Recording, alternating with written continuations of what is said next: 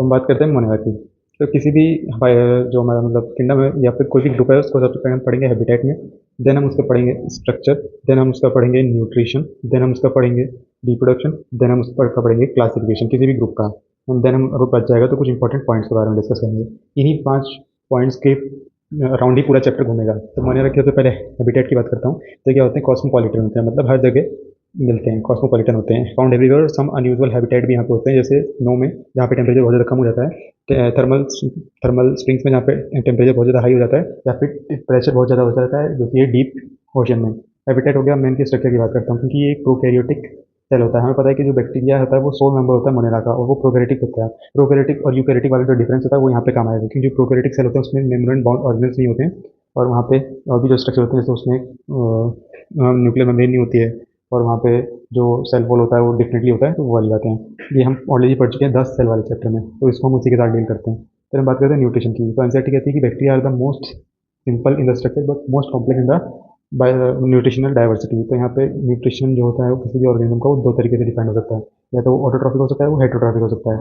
Heterotrophic भी 3 तरीके का हो सकता है, सेप्रोफाइटिक, पैरासाइटिक और सिम्बायोटिक। सिम्बायोटिक मतलब दोनों ऑर्गेनिजम्स को फायदा होगा। पैरासिटिक और सेप्रोफिटिक, पैरासिटिक और सिम्बायोटिक। और ऑटोट्रॉफिक भी 2 तरीके के हो सकते हैं, कीमो ऑटोट्रॉफिक और फोटो ऑटोट्रॉफिक। कीमो ऑटोट्रॉफिक जो रिएक्शन की एनर्जी से अपना खाना बनाते हैं, इनऑर्गेनिक को ऑर्गेनिक में कन्वर्ट करते हैं, और फोटोट्रॉफिक जो लाइट के थ्रू ऑर्गेनिक को इनऑर्गेनिक में कन्वर्ट करते हैं। फोटोट्रॉफिक भी 2 तरीके से होते हैं, ऑक्सीजनिक और नॉन ऑक्सीजनिक।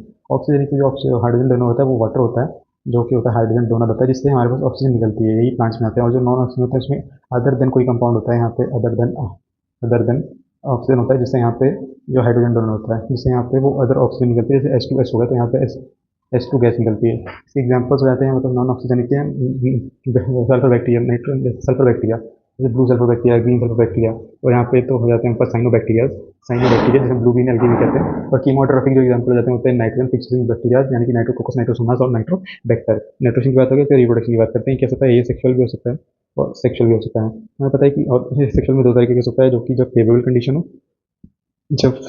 हो या फिर जब अनफेवरेबल कंडीशन हो। अनफेवरेबल कंडीशन और फेवरेबल अनफेवरेबल कंडीशन। तो अगर फेवरेबल कंडीशन होगी तब तो वो क्या करेगा, पीजन करेगा नॉर्मल, और उसे हम एमाइटोसिस भी कहते हैं, क्योंकि यहाँ पे थोड़ा अलग तरीके का होगा, क्योंकि यहाँ स्पिंडल फाइबर वगैरह तो बनती नहीं है, तो पीजन भी अलग तरीके से होगा। और अनफेवरेबल कंडीशन में यहाँ पे स्पोर्स बनते हैं। कौन से में बनते हैं, क्लेस्टो बैसिलस जीनस में, बैसिलस एंड सी आता है, सी से क्या आता है, क्लॉस्ट्रीडियम।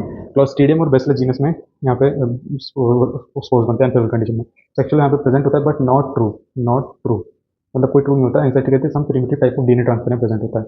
फिर मैं बात करता हूँ इसके क्लासिफिकेशन की, जो यहाँ पे इंपॉर्टेंट है। तो बैक्टीरिया यानी कि मोनेरा का हमने क्लासीफाई किया है 2 तरीके से। या तो वो हो सकता है आर्की बैक्टीरिया, या हो सकता है यू बैक्टीरिया। यू का मतलब होता है न्यू, या और आर्की का मतलब होता है ओल्ड। तो आर्की बैक्टीरिया और यू बैक्टीरिया। आर्की बैक्टीरिया को हम 3 क्लासेस में डिवाइड कर सकते हैं, मिथेनोजेंस, हेलोफाइल्स, थर्मो एसिडोफाइल्स। तो थर्मो एसिडोफाइल्स, फाइल्स वर्ड का मतलब होता है लविंग, फाइल वर्ड का मतलब होता है लविंग। थर्मो मतलब इंक्रीज टेम्परेचर, एसिडो मतलब डिक्रीज पीएच, यानी कि एसिडिक कंडीशन, फाइल मतलब लवर, मतलब ऐसे बैक्टीरिया जो इंक्रीज टेम्परेचर डिक्रीज पीएच में रह सकते हैं। इसका एग्जांपल हमारे पास एक है टेक पॉलीमरेज, यानी कि थर्मस एक्वाटिकस, टेक पॉलीमरेज।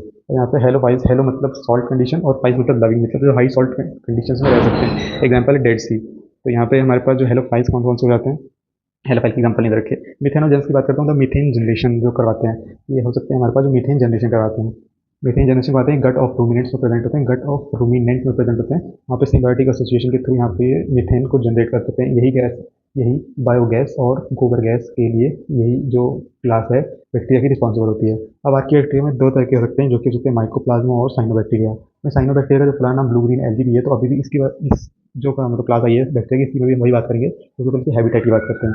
तो इसका जो हैबिटेट होता है वो कैसा होता है, मरीन भी हो सकता है और फ्रेश वाटर भी हो सकता है, मरीन भी हो सकता है और फ्रेश वाटर भी हो सकता है। अब इसके स्ट्रक्चर की बात करेंगे, क्योंकि प्रोकैरियोटिक है तो इसका प्रोकैरियोटिक स्ट्रक्चर होगा। एनसीईआरटी में इसका डायग्राम भी दे रखा है ऐसा वाला, क्योंकि इसका जो स्ट्रक्चर होता है इसमें आता है, इसका कैसे हो सकते हैं, यूनिसेलुलर तो होते ही हैं, बट साथ में कॉलोनियल भी हो सकते हैं, या फिर ये जो हमारे पास ग्रुप्स में भी प्रेजेंट हो सकते हैं।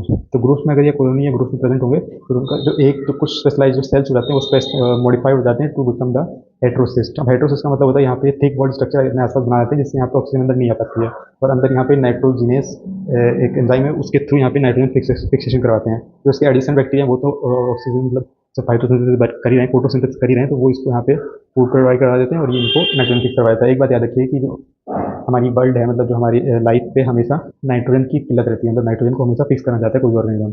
और यहाँ पे एक बाहर म्यूसिलेजियस शीट भी रहती है, साइन बैक्टीरिया के बाहर कहते हैं म्यूसिलेजियस शीट होती है, यहाँ हम उसे कहते हैं जिलेटिनियस शीट, इसको याद रखें। और यहाँ पे जो गैस वेक्टोर्स और साइनोफाइसिन ग्रेन्यूल्स ये मिलते हैं हमारे साइनोबैक्टीरिया में। अब बात करता हूँ माइकोप्लाज्मा की। तो माइकोप्लाज्मा जो हमें पता है कि ये लो स्मॉलेस्ट लिविंग बैक्टीरिया होता है। ठीक है, स्मॉलेस्ट लिविंग बैक्टीरिया होता है, ये बैक्टीरियल फिल्टर से भी पास कर जाता है हमारे पास, और यहाँ पे सेल वॉल इसकी नहीं होती है, इसीलिए जो हमारे पास पेनिसिलिन होती है वो इस पर इफेक्ट नहीं करती है, पेनिसिलिन इफेक्ट नहीं करती है। ये है, ये वाली बात है माइकोप्लाज्मा के लिए। इसका एक एग्जांपल क्या होता है, PPLO यानी कि प्लीरो निमोनिया लाइक ऑर्गेनिज्म। इसका साइज भी हमारे पास रखा है 0.3 माइक्रोमीटर और PPLO का रखा है 0.1 micrometre. This conclude the Monera.